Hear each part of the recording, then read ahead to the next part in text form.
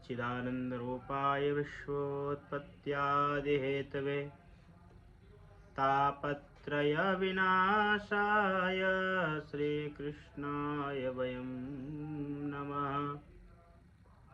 ब्रह्मानन्दं परं सुखदं केवलं ज्ञानमूर्ति द्वन्द्वातीतं गगनसदृशं तत्त्वमस्यादिलक्ष्यम् एकं नित्यं विमलमचलं सर्वधि साक्षिभूतं भावातीतं त्रिगुणरहितं सद्गुरुं तं नमामि।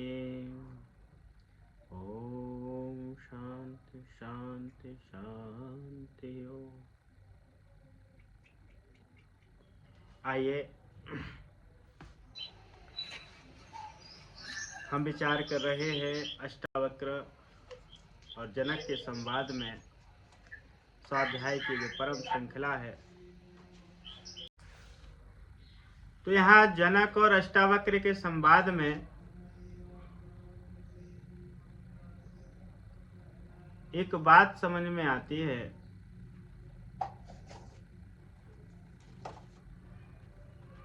जो जनक समझना चाहते हैं, जो जनक जानना चाहते हैं, मैं स्नान करने लगा। उस बात को अष्टावक्र समझाना चाह रहे हैं, उसी बात को अष्टावक्र कह रहे हैं।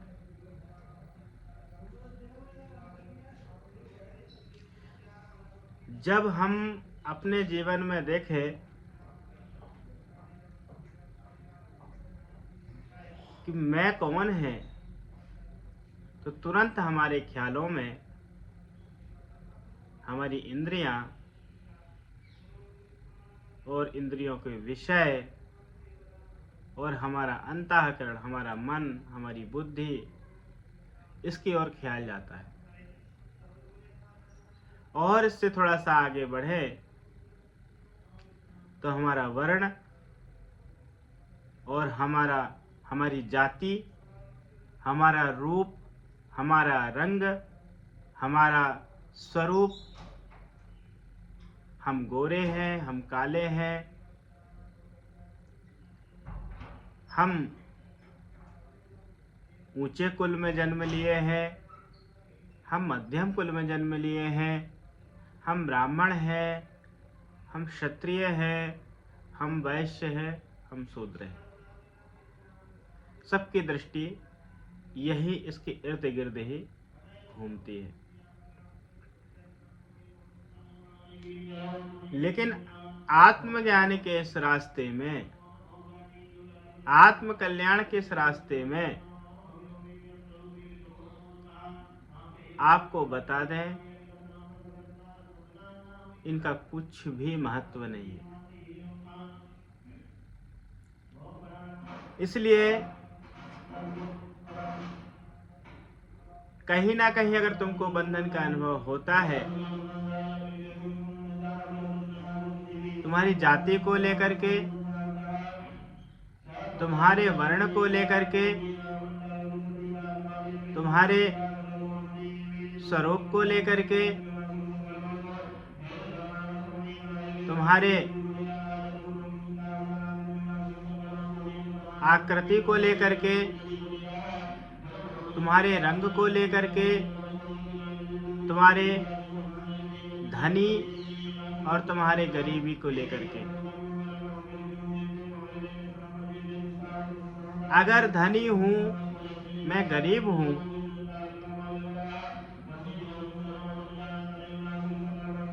मैं ज्ञानी हूं, मैं अज्ञानी हूं। उदाहरण के लिए देखो कि तुम्हारे बैंक में रखा हुआ धन जो तुम्हारे हाथ में नहीं है, तो तुम अपने आप को क्या अनुभव करते हो? तुम्हारे पास भी नहीं है वो धन, लेकिन तुम अनुभव क्या करते हो कि मैं धनी हूं।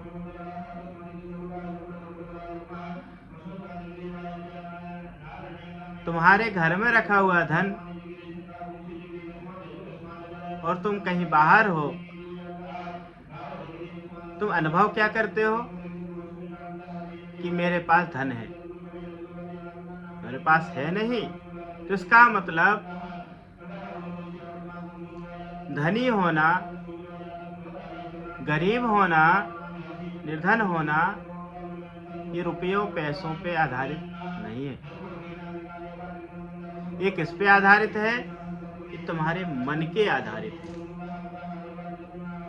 तुम्हारा जो मन है उसके कारण ही तुम ये भाव अंदर पैदा करते हो कि मैं धनी हूँ, मैं गरीब हूँ। तुम्हारा शरीर गोरा है, तुम्हारा शरीर, तुम आईना ना देखो और कोई व्यक्ति आकर के कह दे कि तुम्हारे चेहरे में कुछ लगा हुआ है और वो अच्छा नहीं लग रहा और कुछ लगा नहीं है, तुम इतनी चिंता में आ जाते हो कि कुछ इस शक्ल में लगा है, मैं कुरूप हो गया। और तुरंत जब आईना तुमको मिला और कुछ लगा हुआ नहीं मिला, तुमने स्वयं अनुभव किया, अरे तो मैं वैसे जैसे के तैसे हूँ। बात समझना, यहाँ पर अष्टावक्र जिस भाव में चोट करते हैं वो भाव सबके अंदर आता है, केवल जनक ही नहीं। इसलिए यहाँ पर कहते हैं अष्टावक्र कि ना त्वं विप्रादिको वर्णो नाश्रमिनाक्ष गोचराः असंगोऽसि निराकारो विश्व साक्षी सुखी भव। आहा, हे राजन, ना तुम प्रादिक किसी वर्ण में हो। ये सारे के सारे जो वर्ण हैं, तुम खुद विचार करो ये किसके धर्म है। ब्राह्मण होना, क्षत्रिय होना, वैश्य हो जाना, ये किस पे आधारित है। तो गीता में भी कहा है ब्राह्मण क्षत्रिय विषाम शूद्राणाम च परंतप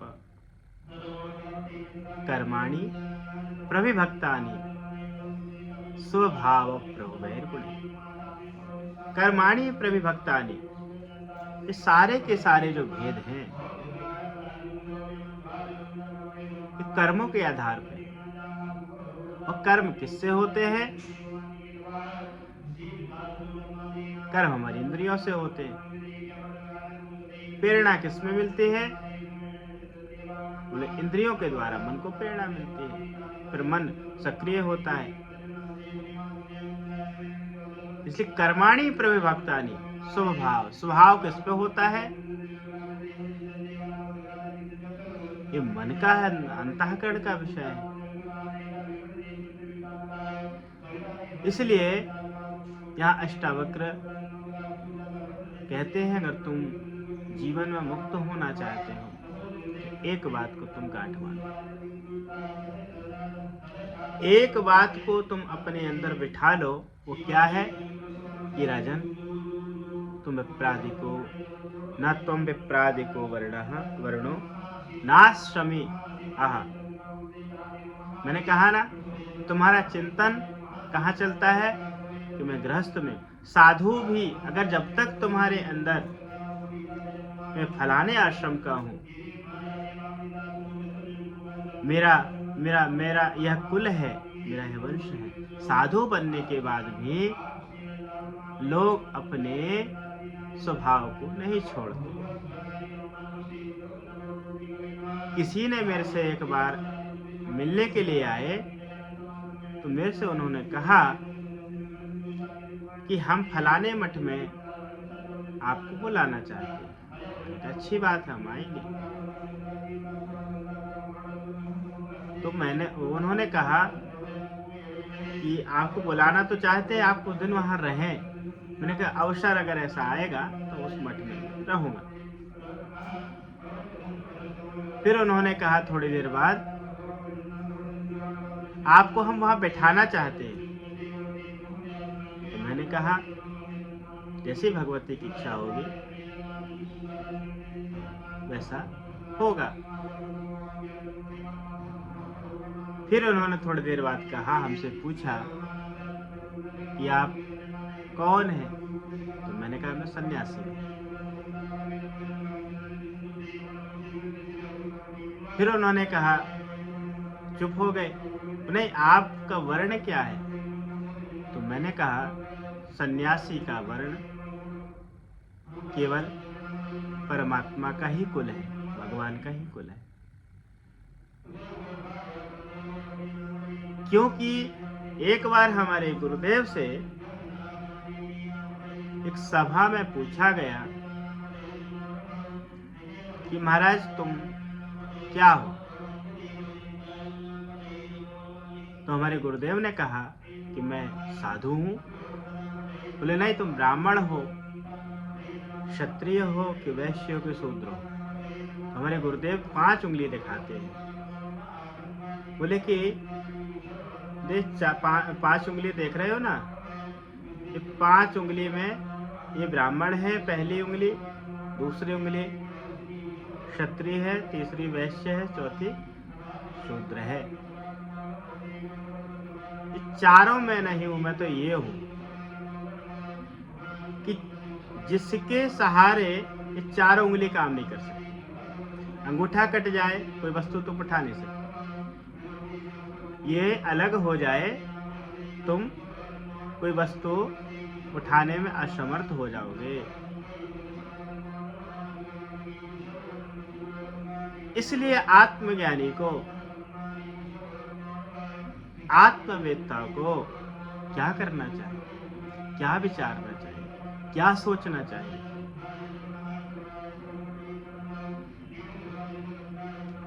आत्मज्ञानी को केवल मैं आत्मा हूं और उसके अलावा दूसरा विचार नहीं होना चाहिए। अगर दूसरा विचार आता भी है तो उसको यह विचार करना चाहिए कि मैं और यह जो मेरे अनुभव में आ रहा है, ये दोनों भिन्न है, दोनों अलग है। आपके जीवन में जब तक वर्ण का भी अभिमान है तो आप आत्मज्ञान को प्राप्त नहीं कर सकते, भगवत प्राप्ति नहीं हो सकती जब तक वर्ण का अभिमान है तब तक। इसलिए सबसे पहले जब जनक को यह बात बोले कि हे राजन, नात्वं विप्रादिको वर्णो नाश्रम यक्ष गोचरा, कि राजन तू विप्रादिक वर्ण तो नहीं है, अर्थात न तू ब्राह्मण है, न क्षत्रिय है, न वैश्य। जनक तुरंत उनके अंदर एक चेतना जागती है और कहते हैं ये कैसे हो सकता है, मैं तो क्षत्रिय हूं। तो अष्टावक्र कहते हैं ये तो तेरा माना हुआ है। जैसे तेरा धर्म राजधर्म है तो अपने आप को तूने क्षत्रिय मान लिया है। अब तो राजधर्म से अलग हो जाए तो क्षत्रिय रहेगा क्या? इसलिए एक मनुष्य के स्वभाव में चारों वर्ण घटित होते हैं। एक मनुष्य के स्वभाव में समस्त धर्म घटित होते हैं। इसलिए यहां कहा है कि राजन, अगर तू मुक्त होना चाहता है, एक बात को ध्यान रख कि तू चारों वर्णों में से कुछ भी नहीं। ये सारे के सारे वर्ण आदि जो धर्म है वो क्या है? वो तुम्हारे कल्पित है, माने हुए। मान्यताएं बनती है और मान्यताएं मिटती भी है। इसलिए जो माना गया है, जैसे गणित में माना कि ऐसा ये संख्या है, इसमें इस संख्या से भाग देना है, तो माना की संख्या लेके चले तो जब उसका अर्थ सिद्ध हो जाता है, उसका उत्तर आ जाता है, तो माना कि जो था वो खत्म हो गया। तो उसी प्रकार जो जो धर्म तुमने माने हैं, आत्मा को जानने के बाद वो धर्म धर्म नहीं रहते, वो धर्म मिट जाते हैं। इसलिए गीता भी कहती है, समर्पण के भाव को बताती है कि सर्वधर्मान परित्यज्य मामेकं शरणं व्रज। हे राजन, हे अर्जुन, तू अपने सारे धर्मों को त्याग दे और तू मेरी शरण में आ। तो यहाँ शरणागति नहीं, यहाँ अष्टावक्र कहते हैं गरम लोहे में चोट करते हैं। तो गरम लोहे में जो चोट कर रहे हैं, तो कहते हैं ना त्वम विप्रादिको वर्णो, तू विप्रादिक वर्ण नहीं है। ब्राह्मण आदि जो वर्ण है, ब्राह्मण क्षत्रिय वैश्य वो तू नहीं है। और ना आश्रमी, ब्रह्मचारी, गृहस्थ, वानप्रस्थ, सन्यास, ये सब आश्रम से भी रहित है। तू ब्रह्मचर्य आश्रम भी गृहस्थ में जाने के बाद समाप्त होता है कि नहीं? तो ब्रह्मचर्य समाप्त हुआ, गृहस्थ आ गया, आश्रम की बता रहा हूं। तो फिर गृहस्थी भी समाप्त हुआ वानप्रस्थ में जाने के बाद। लेकिन आजकल कोई वानप्रस्थी होना चाहता है क्या? कोई सन्यासी बनना चाहता है क्या? अगर इनसे पूछा जाए तुम अपने बचे हुए जीवन को भगवान के भजन में लगाओ, तो हाँ तो कर देंगे कि छूटते नहीं है। कल किसी का मेरे पास फोन आया, उन्होंने कहा महाराज आशीर्वाद दो। तो मैंने कहा अच्छी बात है, लेकिन किस चीज का आशीर्वाद? बोले कि हम अब सुखी रहे। मैंने दुख किस चीज का है तुमको?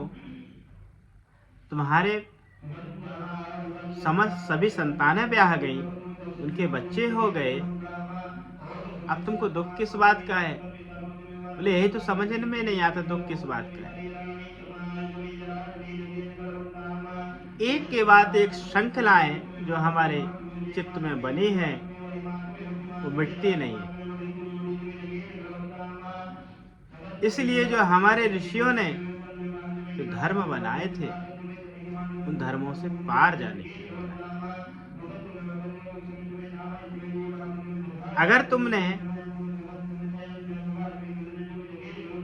ब्रह्मचर्य का पालन करके विद्या आदि अध्ययन करके गृहस्थ में गए, तो गृहस्थ एक उत्तम ब्रह्मचारी, उत्तम गृहस्थी हो सकता है, और एक उत्तम गृहस्थी एक वानप्रस्थी बन सकता है। और उसने अगर ईमानदारी से 3 वर्णों का पालन किया है, 3 आश्रमों का पालन किया है, तो वही संन्यास धर्म को पालन कर सकता है, संन्यास धर्म का पालन। लेकिन ऐसा नहीं होता है, ये मोह नहीं छूटता है। इसलिए जनक को यहाँ अष्टावक्र कहते हैं कि तुम अब यहाँ पर कोई वर्ण के नहीं हो, तुम यहाँ पर नाक्षी गोचरः, और जो दृश्यादि पदार्थ है, आंखों में जो दृश्य दिखता है, कानों में जो शब्द सुनाई पड़ता है, त्वचा में जो स्पर्श का अनुभव होता है, जीवा में जो स्वाद का अनुभव होता है, नासिका में जो गंध का अनुभव होता है, ये भी तो तुम नहीं हो, ये भी तो तुमसे भिन्न है, ये भी तो अनुभव किसी और को होता है। लेकिन एक बात ध्यान रखना हमारा अनुभव हमको ही होगा। तो आप स्वयं इसका अनुभव कर सकते हो और करो। जो दिखने वाला दृश्य है, क्या वो मैं हूं? तो सुनने वाला जो शब्द है, क्या वो मैं हूं? लेकिन कोई गलत शब्द तुमको सुनाई पड़ जाए तो तुरंत तुम कहते हो कि मुझे गलत बोला। कोई गलत दृश्य दिखाई पड़ जाए, तुम्हारे अंदर, तुम्हारे चित्त में तुरंत प्रतिक्रिया होती है। कोई त्वचा का अनुभव तुमको अच्छा लग जाए तो तुम बार बार मांगते हो, बार बार छूना चाहते हो, बार बार स्पर्श करना चाहते हो। तो स्वाद अच्छा लग जाए तो तुम बार बार मांगते हो। इसका मतलब तुम इस विषय में तुम चिंतन करो, तुम अभी मैं किसको मान रहे हो। इसलिए तुम अभी आत्म रूप नहीं हो, तुम इंद्रियों के दास हो, तुम इंद्रियों के अधीन हो। लेकिन इंद्रियों की दासता मिटाने के लिए तुम्हारे अंदर एक विचार दृढ़ करना पड़ेगा कि मैं। इसलिए नाश्रमी, तुम आश्रमी नहीं हो। नाक्षी गोचरा, तुम दृश्यादि पदार्थ भी नहीं हो। फिर कहते हैं फिर क्या हो, क्या अनुभव करते हो? तो कहते हैं असंगो से निराकारो। तुम क्या हो? असंगो से, तुम असंग हो, तुम किसी के संग नहीं हो। अगर तुम किसी के संग होते तो तुम उसका अनुभव करते, उस मैं के। लेकिन तुमसे सब कुछ अलग है जो तुम्हारे अनुभव में आता है, तुम संग कैसे हुए उनके? हाँ, जिस क्षण तुम मिथ्याभिमान के कारण संग का अनुभव करते हो, तुम उसके संग से लगते हो, लेकिन संग होते नहीं हो। कोई विचार आया तुम्हारे चित्त में, वो विचार भी सदा रहने वाला नहीं है। कोई विकार आया तुम्हारे चित्त में, वो भी सदा रहने वाला नहीं है। किसी का ख्याल आ गए तुम्हारे चित्त में, तो भी सदा रहने वाला नहीं है। कोई भोग वृत्ति बन गई तुम्हारे चित्त में, तो वो भी सदा रहने वाली नहीं है। सारा का सारा तो क्या है? अनित्य है। इसलिए गीता भी कहती है आगमा पाइनो नित्यास। इस सारे के सारे जो धर्म हैं वो क्या है? आगमा पाइनो नित्य, अनित्यास, अनित्य है। इसको अनित्य समझ ये अर्जुन, इसको तू अनित्य जान। पर क्या कर? तास तिक्षस्व भारत, कि तू इसकी तितिक्षा कर। इसको तू मैं नहीं हूं ऐसा तू मान। ये मेरे इन इंद्रियों के धर्म है, ये विषयों के धर्म है, मन का धर्म है, ये देह का धर्म है। मैं इस मन और देह से रहित हूं। इसलिए असंगोसी, हे राजन तू असंग हो। अभी उपदेश कर रहे हैं अष्टावक्र, तो कहते हैं तू असंग हो और निराकार हो। तेरा कोई आकार थोड़ा ना है, तू आकार तो मान लिया है, तूने अपने आकार को मान लिया कि मेरी हाइट 6 फीट है, मेरा रंग गोरा है, मैं काला हूँ, मैं कम काला हूँ, मैं अधिक भूरा हूँ, मेरी आंखें सुंदर हैं और मेरी कद काठी ऐसी है। तू सारे आकार, क्योंकि तू आकार से जुड़ा हुआ है। लेकिन आत्मा क्या है? आत्मा निराकार है। इसलिए हे राजन, जब तू चैतन्य है, इसलिए अष्टावक्र ने पहले ही कहा चिति विश्रम में तिष्ठसि, तू अपनी चेतनता में तू विश्राम करेगा तो कहते हैं कि तू इसी वक्त सुखी होगा। इसलिए अष्टावक्र बार बार इस बात को कहेंगे कि असंगोसी निराकारो, तू असंग हो जा, तू किसी के संग मत हो। ये असंग होने की कला मिलती कहाँ है? मिलती है ध्यान में,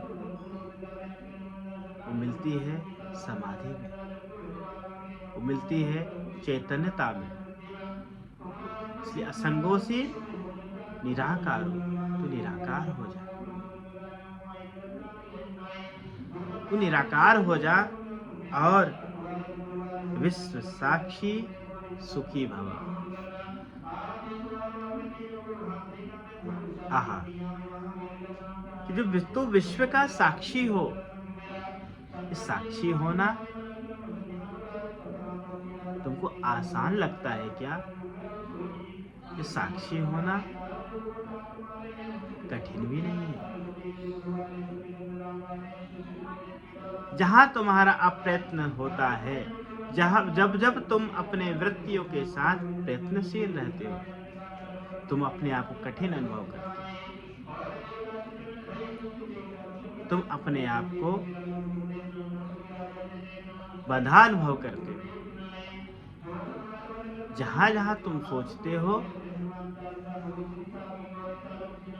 कि मेरे से अपराध हो रहा है, तो उस अपराध से बचने के लिए तुम सबसे ज्यादा चिंतित होते हो। इसलिए यहाँ कहते हैं कि विश्व साक्षी, तो विश्व का साक्षी है। बुद्ध को जब बोध हुआ तो बुद्ध, एक सुजाता नाम की एक कन्या ने बुद्ध से कहा कि आप इतने दिनों से बैठे हुए हैं ध्यान में, समाधि में, आपको क्या मिला? तो बुद्ध स्वयं कहते हैं मुझे कुछ मिला नहीं, मेरे सामने से सब गया, केवल मैं था और मेरे सामने से मेरा बचपन गुजरा, मैं था, मेरे सामने से मेरी जवानी गई, मैं था, मेरे सामने से मेरा पूरा साम्राज्य गया, मैं था, मेरे सामने से कितने जन्म गुजर गए। लेकिन बात मुझे अब समझ में आई, केवल मैं सदा था, हूँ और सदा रहूँगा। इसलिए गीता भी कहती है कि न जायते म्रियते वा कदाचित्, नायं भूत्वा भविता वा न भूयात्, अजो नित्यः शाश्वतोऽयं पुराणः न हन्यते हन्यमाने शरीरे। वेदा विनाशिनम नित्यम या एनम अजमव्ययम, ये अज है, वेदा विनाशिनम, ज्ञान से नित्य है। वेदा विनाशिनम नित्यम या एनम अजम अव्ययम, अज है, हमेशा रहने वाला है, अव्यय है, ये कभी व्यय नहीं हो सकता। जो सत्य को जान गया वही साक्षी है। और यही बात को जानने के लिए यहाँ पर अष्टावक्र बार बार जनक को उपदेश करते हैं और ये कह रहे हैं कि हे राजन, असंगोसी निराकारो विश्व साक्षी सुखी भव, तू असंग हो जा, निराकार हो जा। यहाँ कोई लाग लपेट नहीं है, यहाँ कोई बात तुमको घुमा फिरा के तुमको उसमें मिर्च मसाला कथाओं की तरह लगा करके नहीं कह रहे हैं। यहाँ स्पष्ट उपदेश कर रहे हैं, तू असंग हो जा। तू संग संग जो अनुभव करता है ना, मैं इसके संग हूँ, मैं ये संग हूँ, मैं संग हूँ, मैं इससे बंधा हूँ, सदा ही मुक्त है, सदा ही नित्य है। इसलिए कहते हैं असंगोसी निराकारो, तू निराकार हो जा। देह है लेकिन मैं देह में नहीं हूँ। इंद्रिया है, मैं इंद्रिया नहीं हूँ। दृश्य है लेकिन मैं दृश्य नहीं, कोई दृश्य मेरे अनुभव में। शब्द है, शब्द मैं नहीं हूँ, क्योंकि शब्द मेरे अनुभव में। स्पर्श है, त्वचा है, त्वचा मैं नहीं हूँ, मैं त्वचा से रहित हूँ। इसलिए असंगोसी निराकार, तो असंग हो जा, निराकार हो जा। विश्व साक्षी सुखी भव, अर्थात तू विश्व का साक्षी हो, केवल साक्षी। तटस्थ, जैसे नदी के किनारे तट पे, नदी के तट पर तुम खड़े हो, जल आ रहा है, जा रहा है, आ रहा है, जा रहा है, उसमें गंदगी भी आ रही है, वो भी जा रही है, शैवाल बह रही, वो भी है, पशु मर गया, वो भी सड़के बह रहा है, वो भी गया। लेकिन तुम पे कुछ परिवर्तन हुआ क्या? तुम पे कुछ अंतर हुआ क्या? तुम पे कुछ प्रभाव पड़ा क्या? तुम देखो तो अपने आप को, तुम जानो तो अपने आप को कि प्रभाव किसमें आया। ना, मुझ पे तो कोई प्रभाव नहीं है। तटस्थ, जैसे तट न किनारा, उसके एक किनारे में, एक छोर में आप खड़े हैं और आप केवल साक्षी हैं। उस साक्षी पने को आप देख रहे हैं, घटित हो रहा है। इसलिए विश्व साक्षी सुखी भव। तो विश्व का साक्षी हो और सुखी भव, फिर तो दुखी नहीं है। सारे के सारा दुख मैं का होने का है।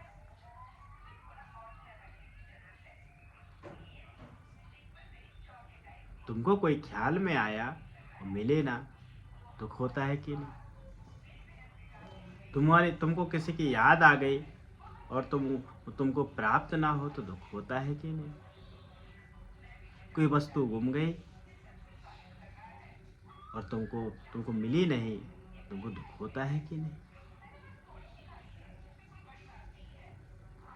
किसी को काम आ गया और काम की पूर्ति ना हुई, दुख होता है कि नहीं? तो जिस को ख्याल करते हो और जिस को तुम मैं मानते हो, सब जगह दुख खड़ा है। जिस क्षणिक सुख का अनुभव जरूर हो सकता है, लेकिन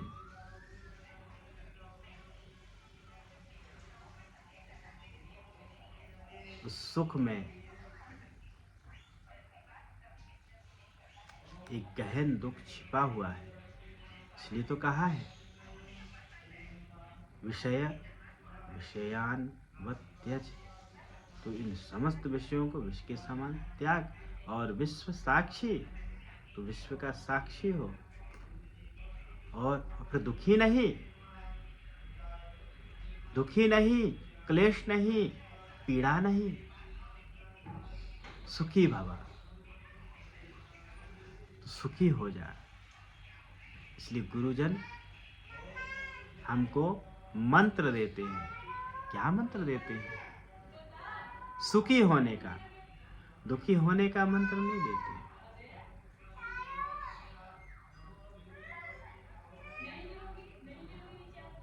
सुखी होने का मंत्र देते हैं। एक व्यक्ति मेरे पास बार बार आते हैं और मैसेज भी उनका मेरे पास बहुत आता है। गृहस्थी हो गए हैं। तो मैंने पूछा, आप दुखी क्यों हो, गृहस्थी क्यों बने थे? बोले सुखी होने के लिए हम गृहस्थी बने थे। बोले अब समस्या क्या है? बोले अब मेरा मन लगता नहीं। फिर वो मैंने कहा, वो सुख मिला क्या? बोले वो सुख भी नहीं है। गृहस्थी हुए हम सुखी होने के लिए। किसी वस्तु को पाया हमने सुखी होने के लिए, लेकिन वो सुख दिखा नहीं, सुख लगा नहीं। इसलिए यहाँ पर अष्टावक्र कहते हैं, विश्व साक्षी सुखी भव। सारा का सारा अगर तुमको अगर कहीं सुख मिल सकता है तो मिल सकता है साक्षी होने में, साक्षी बनने में। किसी ने कुछ प्रतिक्रिया करी, कुछ बोला और तुम साक्षी नहीं हो, तुरंत तुम्हारी प्रतिक्रिया उठेगी। वो सुख तो देगी नहीं, लेकिन दुख में परिवर्तित हो जाएगी। जैसे हम एक सूत्र देते हैं, इस साक्षी होने के अभ्यास को कैसे करोगे? ये हमारे सूत्र नहीं है, ये गुरुजनों के सूत्र है। ये साक्षी साक्षी बोल तो देते हो, लेकिन साक्षीपन कैसे घटित हो, कैसे हम इसको प्राप्त करें? तो मैं कहता हूं, कोई कुछ बोले उसकी तुरंत प्रतिक्रिया मत दो। अगर तत्काल प्रतिक्रिया से बच गए, एक्शन इन एक्शन, फिर रिएक्शन, तो रिएक्शन जरूर होगा। केवल उस बात को ग्रहण ही ना करो, क्योंकि साक्षी होना समाधिष्ट होने के बराबर है। ना सुख है ना दुख है।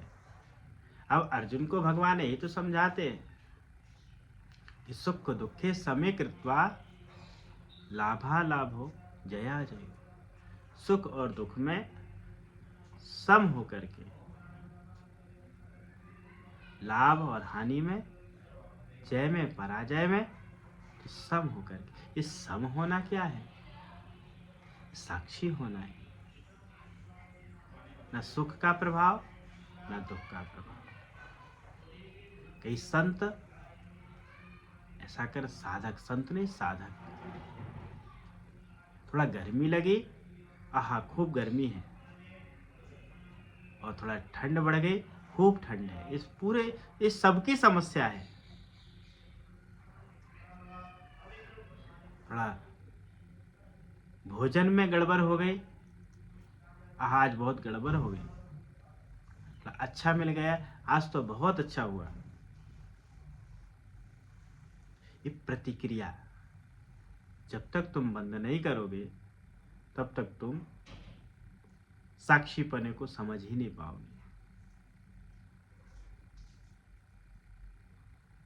से साक्षी होना,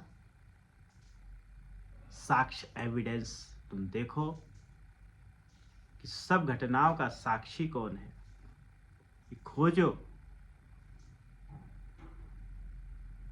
ये देखो, तुम अभी जाग रहे हो, जागने में कौन जाग रहा है? और जब तुम स्वप्न देख रहे हो तो वहां तो इंद्रियां सोई हैं, आंखें बंद हैं, कान में शब्द नहीं सुनाई पड़ रहे, लेकिन वहां कौन चित्र ला रहा है, कौन चित्रों को देख रहा है, कौन अनुभव कर रहा है? तुम देखो, गहरी नींद में हो तो वहां कोई इंद्रियां नहीं जागी, ना जागना है ना सोना है। वहां पर कौन है जो तुरंत जागते ही कहता बड़ा आनंद आया, बड़ा अच्छा लगा, तो वहाँ कोई ना कोई एक है जो हमेशा साक्षी है। तो अनुभव तो करो, वो कोई और नहीं, वो मैं स्वयं हूँ। इसलिए स्वयं में अपने को इस प्रकार से अनुभव करता है। तो जनक कहते हैं, अष्टावक्र कहते हैं, विश्व साक्षी सुखी भव। फिर दुखी नहीं होगा, दुखी नहीं होगा, फिर क्या होगा? तो सुखी और निश्चिंत हो जाए, कोई चिंता भी नहीं रही। इसलिए चिंताएं सारी तुम्हारी अगर है, तुम्हारी चाहनाओं की वजह से, तुम्हारी इच्छाओं की वजह से, वो सारी की सारी जो इच्छाएं और जो कामनाएं हैं तुम्हारे अहंकार निमित्त है, अहंकार से पैदा होती है, अहंकार में निहित है। इसलिए जो यहाँ सूत्र देते हैं अष्टावक्र, इनको आप समझो और जानो। इसलिए जो उपदेश है कहने का नहीं है, उपदेश अनुभव करने का है। इसलिए यहाँ पर हम पढ़ें जरूर, लेकिन अनुभव करें। और सुखी, विश्व साक्षी सुखी भव, तो सुखी हो, निश्चिंत हो जाओ। और फिर कहते हैं, धर्मा धर्मो सुखम दुखम मानसानी नते विभो। हे विभो, धर्म अधर्म सुख दुख केवल मन से ही संबंध है, तुमसे नहीं। ये सारे के सारे जो धर्म हैं, ये किसके हैं? तुम सुख में सुखी हो जाओ। जैसे मैंने कहा, घर में रखा हुआ धन, तुम बाहर सड़क पे भी चल रहे हो तो अपनी धनी अनुभव करते हो। बैंक में रखा हुआ धन, तुम कहीं जंगल में भी हो, तुम भी अपने आप को धनी अनुभव करते हो। तुम्हारे पास नहीं है, लेकिन तुम, तो ये जो है, ये जो बात है, ये किसकी है? मन की है। मन तुम्हारा धनी स्वीकार लिया, मन तुम्हारा दरिद्रता स्वीकार लिया।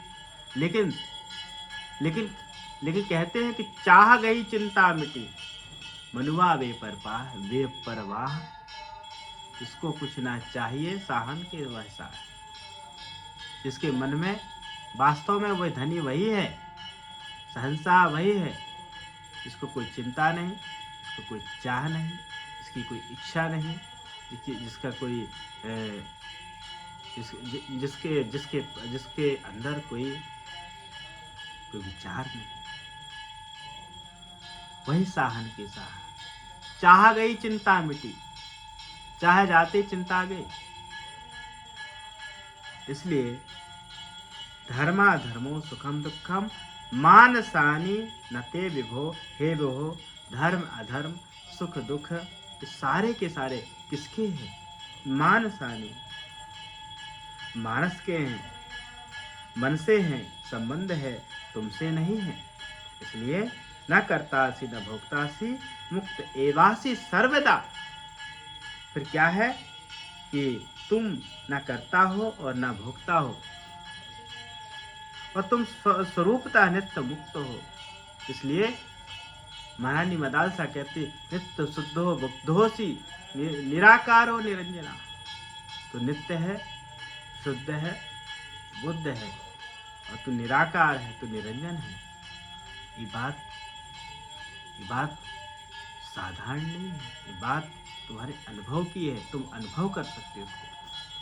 इसलिए गुरुओं ने जो कहा है, गुरुओं ने जो बोला है, उसका अनुभव करो। उस अनुभव को तुम प्राप्त करके और अपने जीवन में सुखी हो जाओ, अपने जीवन में आनंदित हो जाओ।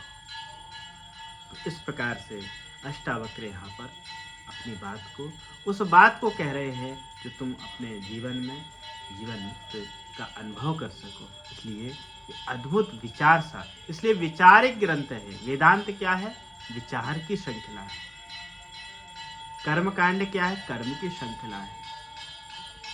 इसलिए ज्ञान उपदेश है, और सबके अंदर ये फलित हो। तो आज के लिए बस इतना ही, और नित्य प्रतिदिन यह YouTube के माध्यम से भी आप सबको एक कक्षा, 2 कक्षा, 3 कक्षा के रूप में आपको प्राप्त होती रहेगी। किसी को कोई प्रश्न हो तो अपने कमेंट बॉक्स में आप दे सकते हैं। जय श्री कृष्ण। सद्गुरुदेव भगवान की जय। शांति शांति शांति।